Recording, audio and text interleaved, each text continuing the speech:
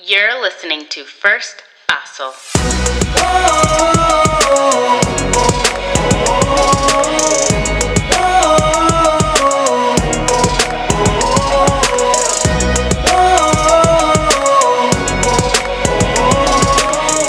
Because sometimes you simply need someone to help you take that first paso. Hello and welcome to First Paso, a show where we learn together how to take that first paso toward becoming the best versions of ourselves. My name is Candace and I want to thank you guys for how kind you were after I shared in last week's episode on grief about the passing of my brother cousin, Dr. Victor Olushala. I've gotten text messages, phone calls checking in on me almost daily. I even got a message on WhatsApp from one of his former patients who was just totally grieved and distraught to hear that her favorite doctor had suddenly passed away. And I've heard beautiful messages of those that have loved him, what he meant to them. And that really warms my heart. It's still surreal to me, and I'm probably going to be grieving for a long time in different ways. But I truly appreciate all the condolences that I've gotten from all over. And each day it's getting a little easier to not feel so heavy, but he's still on my mind every day. So this might just be another one in the file of people that I wish were still here, and that's okay. But I just wanted to share my thanks to you guys. And I also wanted to thank those of you guys for still sending me birthday gifts. It's going to be open for 10 more days, my Amazon list. So that's in the link in the show notes. If you still feel led to send me something for my birthday, even though it's a belated gift, I will be grateful for it nonetheless. So with that being said, because I've been thinking a lot on life today and the last few weeks, truly, I really wanted to talk with you about really seeing your true self. In the season of transition that we're in right now, we've been talking a lot of ways that transitions show up, and a lot of it is mindset. Most of it is mindset, and it allows for you to really reassess how you've been seeing things, how you've been acting, operating, believing, and discovering new realities that you may have not noticed before. So I'm wanting to unpack this a little bit because it's new to me in what I'm personally learning in this season. And it's something I've been doing for years as far as this learning, unlearning, relearning, learning from a different angle, figuring out. But in this season, it's hitting differently because I'm living in a situation where I'm faced with aspects of me that I thought I had already learned and overcome. So I'm wondering if any of this might sound familiar to you. And maybe I'm not the only one. So feel free to share in the comments in the YouTube below, or if you're on Spotify or any other streaming platform, share your thoughts about this episode as we're talking about it.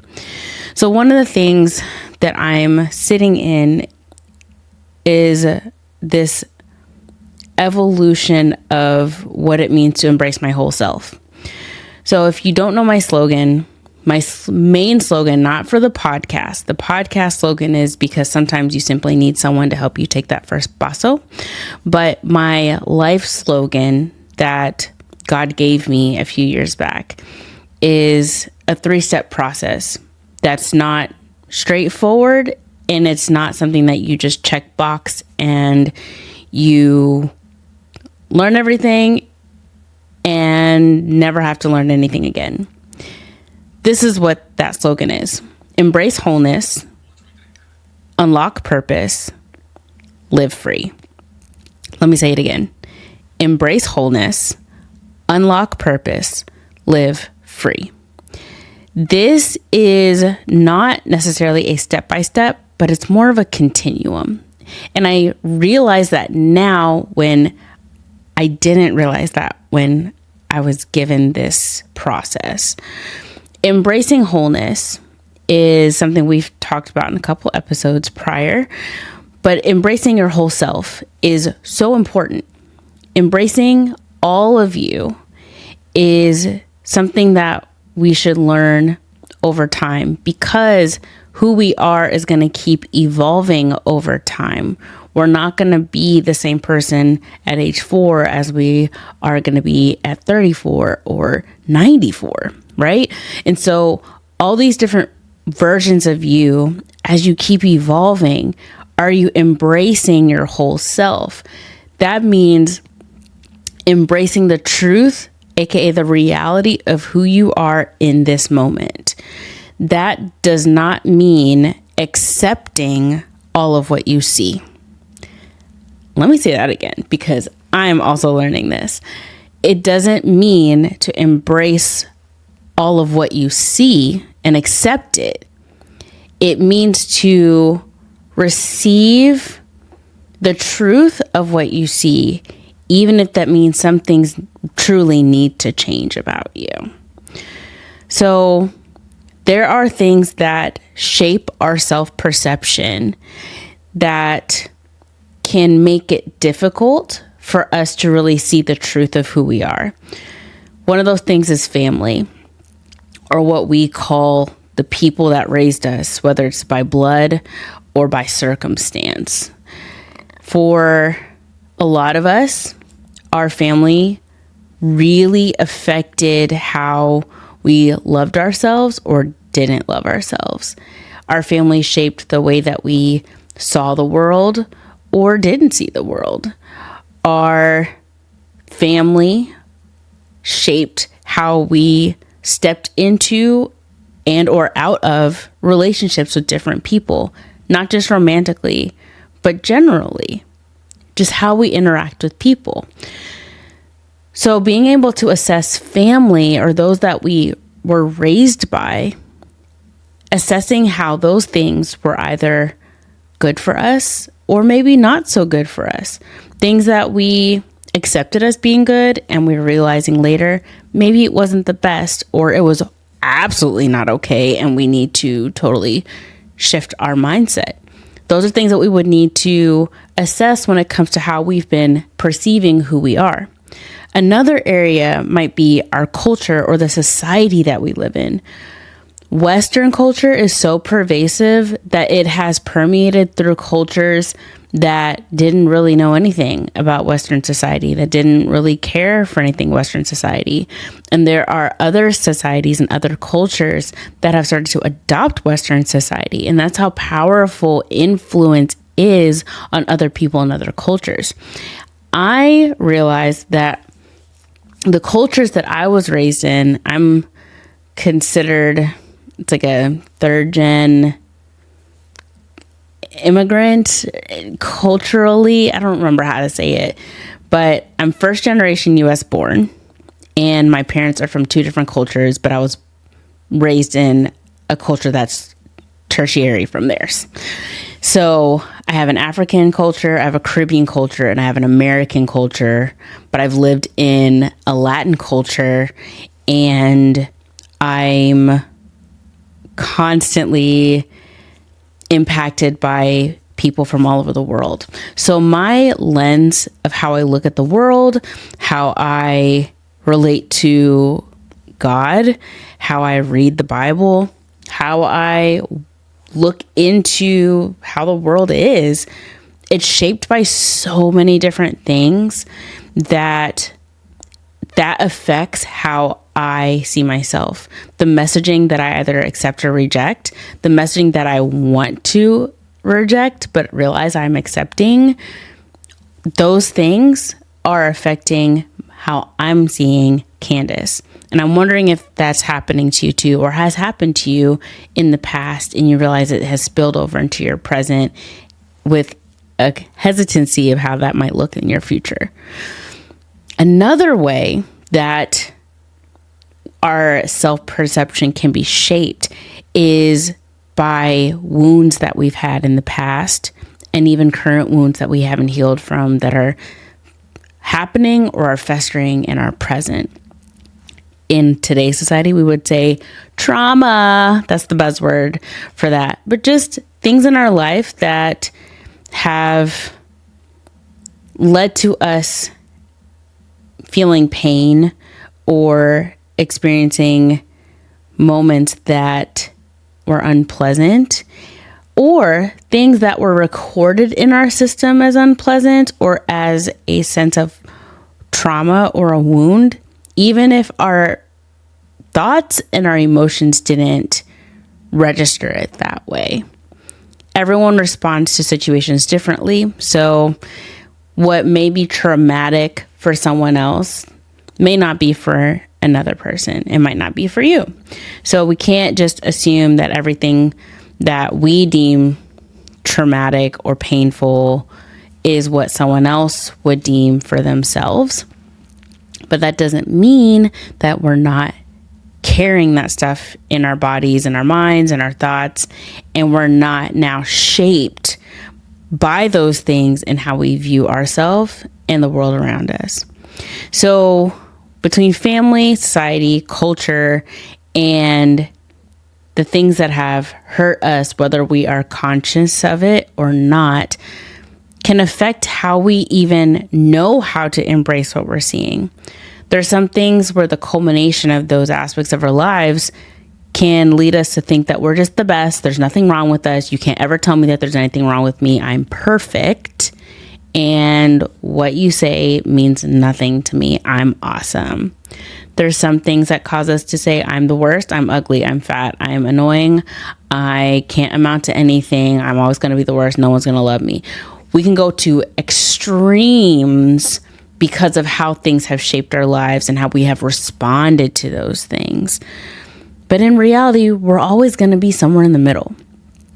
In reality, if we are honest with what we see, even if what we see is really uncomfortable and very painful for us to admit the things that we see within ourselves that we don't like, it at least gives us a realer picture, a more honest picture of who we actually are, and that will allow us to assess steps moving forward on how to grow, evolve, and go on the journey of continuing to blossom and evolve into the best version of ourselves, which won't be attained here, but the more we are seeking to be perfected, to become, to grow and learn and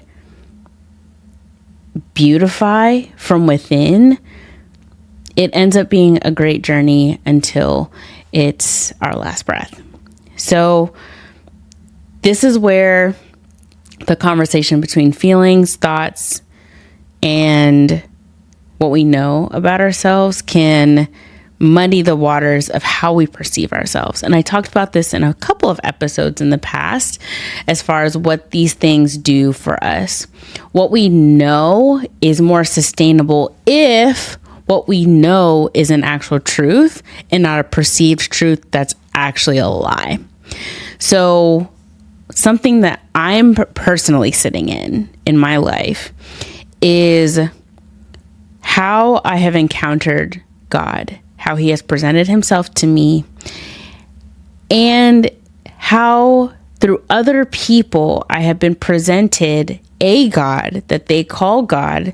They even call the same God that is presenting himself to me, and how all those different lenses have shaped how I'm seeing the God that's directly trying to speak to me and show himself to me. And I'm realizing that I have had a mixed bag of how I'm able to see the truth of who God is presenting himself to me to be because of other people's projections of the God that they say they're serving that's the same as mine.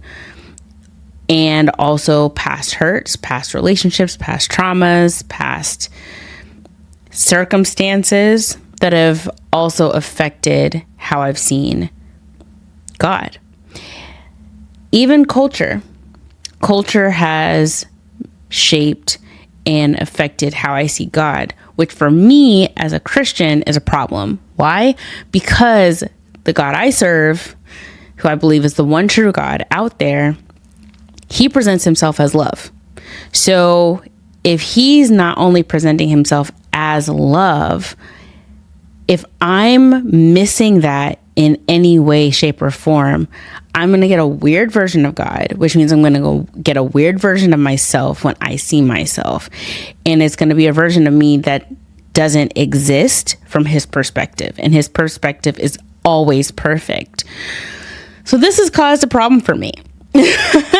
This has caused a major problem because I am having these rude awakenings to realizing, oh my gurge, I thought this about you, Lord, and now I'm realizing that aspect is not you. And that's not okay because you made me in your image according to Genesis 1:26. And if you, Abba, Father, you, Jesus, big brother and Lord, and you, friend and advocate, Holy Spirit, came together and made me in your collective image, I need to know who you guys are because it'll affect how I'm able to see myself and embrace the truth. And if you're also love, as you say in 1 John 7:8, that you're not just a loving God, but you embody love, then that means I am made in the image of love. And if I don't even understand what that means, I really am not seeing myself right. So a lot of the insecurities that I've been talking about on this show, especially when it comes to how I see myself externally, is part of that problem that I have. Some of the ways that I am down on myself is by how society has projected fitness and health. How I have seen growing up what it looks like to obsess over your body and your weight, or to obsess over your blood work, and how to anxiously try to fit a mold out of fear, out of a fear of judgment, out of a fear of a lack of acceptance, out of a fear of disease, out of a fear of death. And I don't want to live in fear if the God I serve says that perfect love casts out fear. If he is perfect love, why am I afraid of these things? And why am I allowing something that also grows, like my skin, my organs, my complexion, like everything is growing and evolving and has been since the time I was in my mother's womb. What am I going to do? I can't fight against the fact that my body's going to change and my looks are going to change. So I should work with it in support of true love. So unlearning some of those things has been difficult because I recognize that there are things, and correct me if I'm wrong, if these are not things that you also struggle with, maybe not in this area, but in different things of your life, where I've come across truths and I don't want to believe the truths. I want to believe the truths. I'm going to say that again. There are some truths that I've come across that I don't want to receive them, but I want to receive them. So one of those things is that I want to not be down on myself about how I physically look. I want to see myself from the inside as my Heavenly Father sees me, and not externally how the world wants to see me and everyone else, as though that's going to be a sustainable marker of beauty, grace, honor, trust. It's not. And I'm used to it. And there's a part of me that likes being able to appreciate beauty, but also likes the idea of being someone that people see as beautiful externally. And I want to not want that, when currently there's a part of me that does. And that's just transparency. I don't know if you've experienced that before. Let me know. But this idea of coming across a truth and not necessarily rejecting it, but not knowing or even desiring wanting it fully. I'm teeter-tottering in that. And that's, I think, a human experience. I think it's a human experience for us to be presented truth. And because we're so used to what we've always known, we are so used to the narrative that our mom and dad told us and showed us that they deemed as true. They exemplified it. We revered them. We loved them. We want to honor what they ever showed us, and to come to a space and go, oh my goodness, maybe what they showed me is not entirely true, and I don't know what that means for me and how I've been living my life, and what does that say about me? You almost feel like you're going to collapse in knowing yourself. Like, oh my gosh, who am I really? And you kind of freak out. Or who were they? And does that mean I really love them? Does that mean I have issues with them? Like, you start going a little crazy trying to process through these things. But I think that's what we're seeing today. I think a lot of us are, another buzzword, deconstructing as a means to figure out what's real out here. And if I can find the truth of what's real, then maybe I'll really know who I am outside of all the noise. My hope, personally, for myself, and my hope for you as well, is that as you're going through this deconstruction of figuring out truth versus false truths, truth versus false truths, that you don't throw everyone to hell in a handbasket. You don't throw everything you learned along the way to hell in a handbasket, but that you discern what to keep, what to throw away, what to set boundaries with, and maybe show up differently.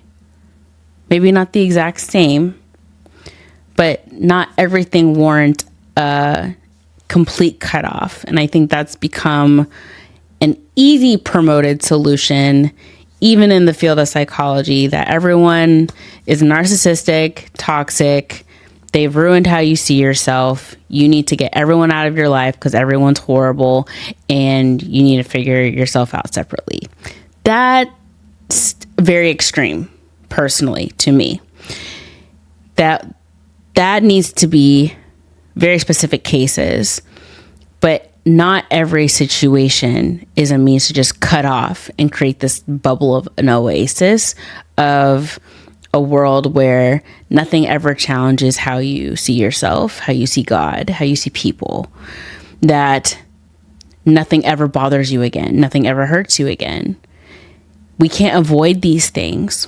So figuring out the knowings that are rocks. Who is God and who am I in relation to who he says I am? Those are pretty solid rocks to lean on. Everything outside of that, we just got to navigate through life as we keep evolving in the truths that we are presented over time. So I have 5 things that we can do. Some things that we can walk through confidently and know our true identity. How do we walk confidently in our true identity as it's being revealed to us? How am I doing that? Are you curious? I'll let you know. So one of those things that I think we can do is to discover the baseline truth. There is a baseline truth in the world, and you may know it, or you may be discovering it, or you may be questioning it and trying to figure it out.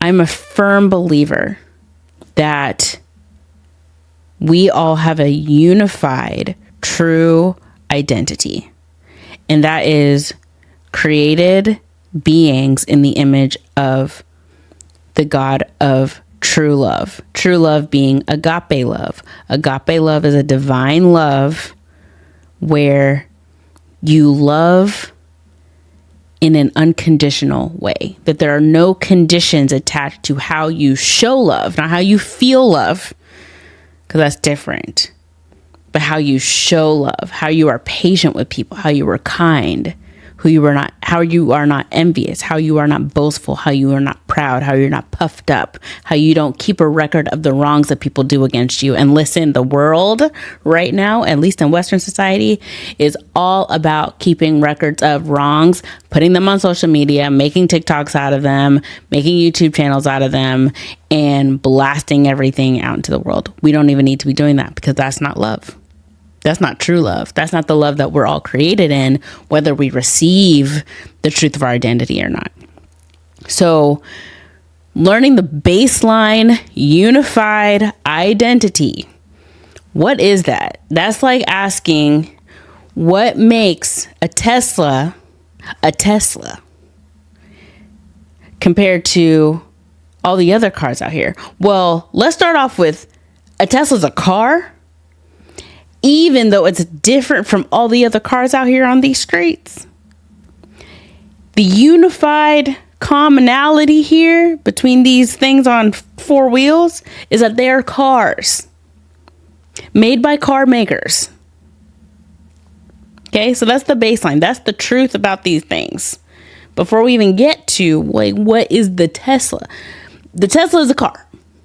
And there are other cars out here that also have people that made them. But at the end of the day, it's a car. It takes you from A to B, like all the other cars. Okay? So what is your true identity?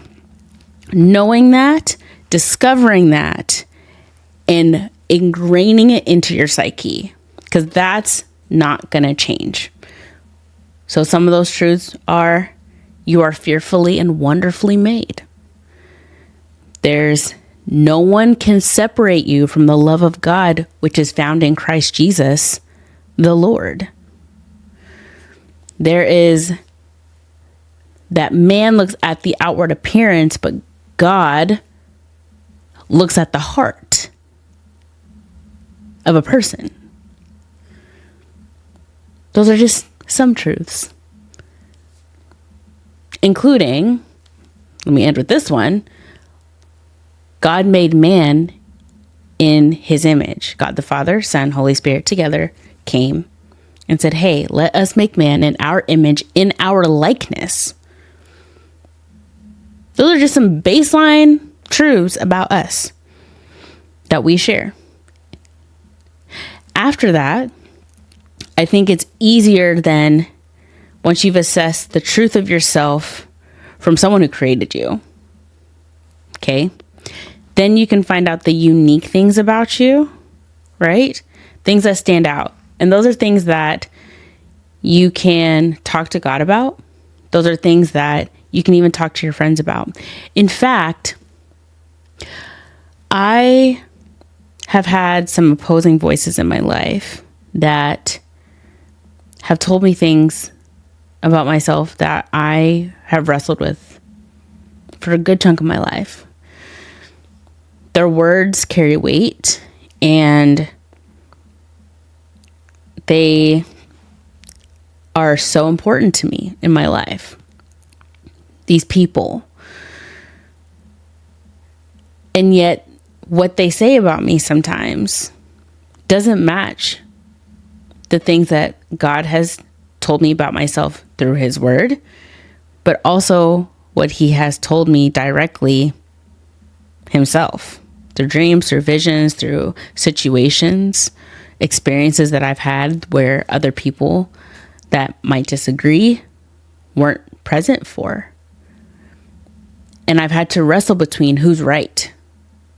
Imagine God directly telling you how he sees you, and some human beings, friends, family, co-workers, teachers, bullies, whoever, are saying things that oppose that, and you're really going to sit here and go, who's right? Sir, ma'am, hunty, what are we doing? I'm doing it, so I'm embarrassed with you. But really, what are we doing? What are we doing? Wrestling with that personally has allowed me to, in this season, go, okay, there are things about me that I've accepted as true that are lies. Why are they lies? Because Abba Father has never said these things about me. I've also asked friends. Actually, sometimes I haven't asked friends. I've just shared with them the things that I've wrestled with. And they're like, Candace, girl, what? Do you see yourself? Have you seen yourself? Do you know yourself? Because from my perspective, and hearing what they say about me, I'm always floored. Like, I'm shocked. And I'll be like, I wish I could see who you're seeing. That happened to me at my birthday dinner with the group of gatherers that came to dinner with me. They all went around the table one by one, the ones that hadn't been new to gather and have only known me for a couple of weeks, down to people who have been at gather under me for almost 2 years. And the thread was unanimous of the message of how they saw me. And I was really struggling with how to accept it, because I realized that so many people in my life see this uniqueness about me that I bring to the world. And sometimes I miss it because other people's voices on how they see me and how I've adopted their voices as my own in a lot of ways have led me to be blind to those things, or not truthfully accepting them even when I actually see the beauty from within. And so, not just asking, God, please show me me. Show me me from your perspective. First the good, then some bad and some ugly. But I want to see the truth, and I want to accept it. And he'll do that directly, and he'll do it indirectly through people around you, from situations around you. You just have to pay attention and receive what you're seeing. And God is not mean. He's not cruel. So he's not going to present it in an evil, mean way. People might, but he wouldn't. And so to check in with him and to talk to trusted people that know you, that are really close to you, and that you are really close to know the accuracy, because you might be missing something about yourself that you didn't know or have been afraid to embrace. So that's number 2. Number 3 is recognizing that you're going to evolve over time. You're going to change over time, and showing yourself grace through your evolutions. Show yourself grace as you transform, as you continue learning and growing and unlearning and growing. Because who you are right now is awesome. Who you are right now needs work too. And just like a tree has a continuous evolution from seed to the point that it's gone, it is constantly changing, even when you can't see the incremental shifts. in how it's evolving as it's getting older. But it is evolving. And so are you, and so am I. And so I don't want us to love who we are right now and be really disappointed in some of the things that we see later, because things in us that shouldn't be there, or that we don't want to see that shouldn't be there, that we would hope weren't there, start coming up and out. So there's that. Then there's forgiving yourself and others along the way. Forgiveness is a process. It is not a moment in time. There is a decision to forgive, and then there's the process of going through forgiveness. That's going to be a huge aspect of accepting, or, well, embracing yourself and accepting the truth of what you see, whether you love it or not. Because there's things that have affected us, the wounds that we've had, self-inflicted and other inflicted, that we will need to forgive and go through the forgiveness process so that we can better flourish in the soil and the fertilizer of the foundational and unique truths that are revealed to us about ourselves. So you're going to have to forgive. I'm going to have to forgive. And go through that process, hopefully not alone, hopefully in community, in trusted, beautiful, loving community, even outside of therapy, life coaches, psychiatrists, pastors, mentors, even outside of these people, but people that do life with you, that you learn how to forgive through those healthy relationships that you have. You'll learn to forgive yourself, and you'll learn to forgive those that have hurt you. And that'll help you also accept yourself. But the last thing I would say is to remain open to new revelations about you. Again, you're growing, and you're going to be surprised at things about yourself that you're going to find out. Things that you'll realize you gravitate towards that are good for you, that maybe you would have never gravitated towards because of life circumstances or people's influence in your life. Or maybe the opposite will happen. Maybe you were gravitating towards certain things and you realize that doesn't serve me. That didn't serve me before. It doesn't serve me now, and I'm choosing to step away from that. Or it served me for a season and it was good for that time, and in this season and the seasons to come, I don't think it's going to serve me. Or maybe it served me in this way, and now as I'm evolving, it's going to have to serve me in a different way. All those things are part of the embracing wholeness process. And through continuing to embrace the whole truth for what it actually is, every time you're assessing yourself, you unlock purpose, and you have a better desire and ability to actually accept the purpose that is set before you to accomplish and fulfill in this world. Because sometimes, because everything is so muddy and we have all these I'm not sure's or I don't know's or insecurities or super puffed up realities of ourselves, whatever extremes we're living in, it makes accepting our purpose in a healthy way or at all very difficult, which affects how we impact people with that purpose. And we don't want to hurt people with our hurt. We also don't want to hurt people with our inability to love out of ignorance.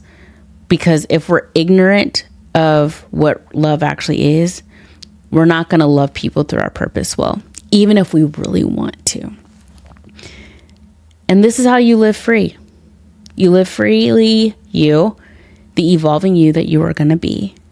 And you're going to enjoy that for other people. You're going to want that for other people. You're going to call people into this. And so you're not going to just hear it from me. As you learn it and you embrace it and you walk in it, then you're also going to call people to do the same. You're going to draw that out of people. And so that's what I encourage myself to do. And that's what I encourage you to do as well. Go through that process of finding out foundationally who you are. Ask God, read the Bible. It's the best book out there to find that out. Then find out the uniqueness about you from God directly and from the people that love you the most, that truly actually love you. and they'll be honest with you. Allow them to be honest about the good, the bad, and the ugly, knowing that it's coming from a space of love. Also, know that you're going to keep evolving, and that means you're also going to need to forgive as you evolve, because you're going to find out new things, and remain open to the newness that is presented to you about you as you keep growing and evolving. So that's what I'm hoping for us. And it's like that song that I love so much. And I see your true colors shining through. I'll see your true colors, and that's why I love you. So don't be afraid to let them show your true colors. True colors are beautiful. Ooh, like a rainbow. Do do do do do do do do do do do do. Let your true colors show. It's going to be a mosaic art, and there's no other art out here like you. So that's something that's not an external statement. That is an internal one. There's no one created in this world like you. And we want to be impacted by the best you, the better you that you are, and the best you that you are becoming as you grow. Don't be stressed out about the best version of yourself. Enjoy the process of knowing that you're becoming your best through learning how to embrace how you're becoming better. That's it for today's episode. If you have any questions, suggestions, comments, or any recommended guests for this show, you can go on my website and put that information there, or you can comment in the description box below, or the comment section below, not the description box, but you can check all the information in the description box or in the show notes and make comments here or on social media, wherever you see the show. I would love to hear from you guys. Man, this was such a great episode for me, and I hope that it impacts you as well. Feel free to share this with anyone that you think this would be helpful for. And until next time, you guys take care, stay safe, God bless, and besitos. Enjoy evolving. See you next time. Bye.